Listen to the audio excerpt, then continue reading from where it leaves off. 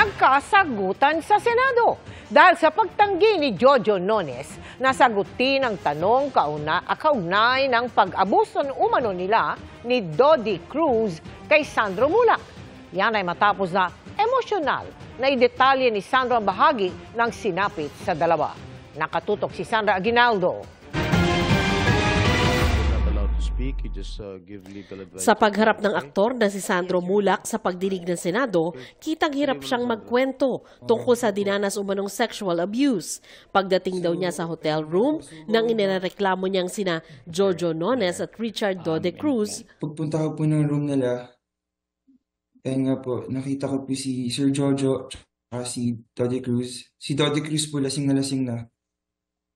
Pinakilala po ako ni Sir Jojo, so tumayo po si Dode sa bed. Tapos pinakilala po ako ni Sir Jojo na si Sandro to, anak ni Nino, magaling na artista to, magaling na kontrabida to, ikakas ko to soon. Kasunod nito, inabutan daw siya ni Nones ng wine at pinasinghot ng aniyay white substance. After ilang minutes po, hinila nga po ako ni Sir Jojo sa kama. Then, si Dode Cruz po, tinanggal po yung polo ko. Hindi na namin isasahin papawid ang detalyado at sensitibong kwento ni Sandro. Maging si Senador Jingo Estrada, pinutol na ang kanyang testimonya. Sobrang laswa po kasi it's gonna be... It's okay. We understand. They took turns. Yes po, Your Honor. Okay, stop na.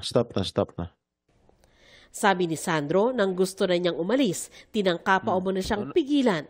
Actually, Your Honor, bago pa po ako umalis, ayaw pa po nila ako paalisin. Gusto po nila magstay po ako doon hanggang check-out time ng hotel. Hinihila pa po nila ako. Tinatanggal pa po ni Jojo yung sapatos ko. Gusto niya pa po ako pahigain.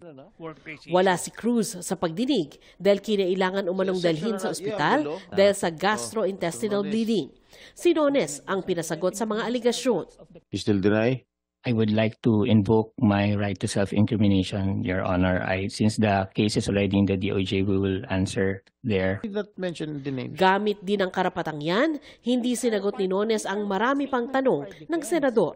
I don't think it is fair and proper that you detain me just because I invoke my constitutional right to self-incrimination, Your Honor. I am asking you a valid question. Wala pong pilitan, hindi naman po tayo korte, Your Honor.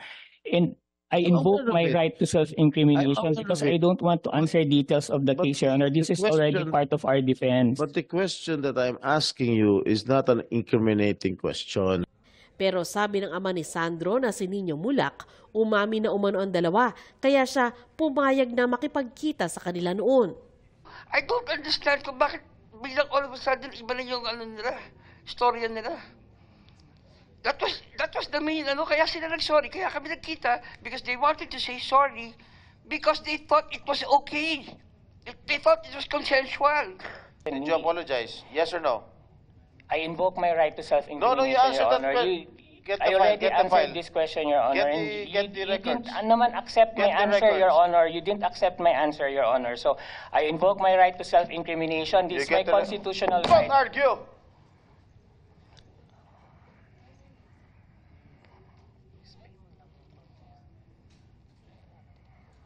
Ikaw na nga ang ikaw pa mayabang dito. Hindi po ako mayabang, Your Honor. May mga karapatan din po akong constitutional. Alam ko, I know your rights. And yet you have detained me for 8 days, Your Honor. I will still detain you.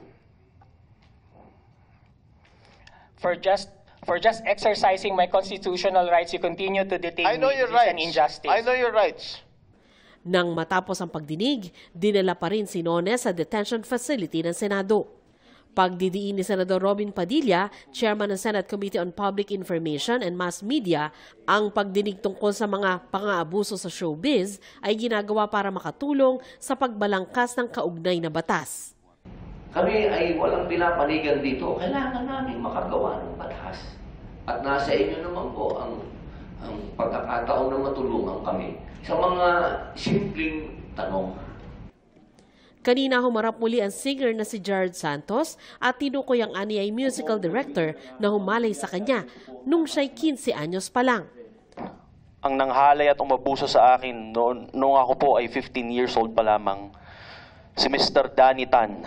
Nagpasalamat din siya sa GMA Network sa pagsibak nito sa sinasabing humalay sa kanya noon. Isa pong kaluwagan sa akin ngayon na malaman officially na mayroong ginawa ang GMA laban sa taong aking inakusahan 19 years ago. Kung sana lamang po ay napagbigyan ng aming formal na kahilingan noong February 28, 2011 na kami ay maabisuhan man lamang po sa naging resulta ng investigasyon ng GMA ay maaring noon pa po ay nagkalakas ng loob na kami at nakapag-file ng kaso sa tamang hukuman. Ganun pa man ay maraming salamat po sa GMA sa pag-aksyon po, sa aksyon po na kanilang ginawa sa complaint na idinulog ko. Sinusubukan pa naming kunin ang panig ni Tan. Pinag-aaralan pa raw ng abogado ni Santos ang pwedeng ikaso lalo't 19 na taon na ang lumipas.